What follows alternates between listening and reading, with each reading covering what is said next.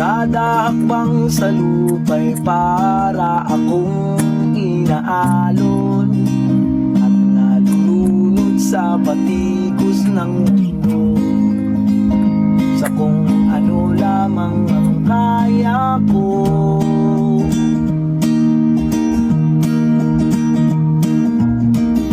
Pigang-piga na sa mga problemang di masolusyonan agad,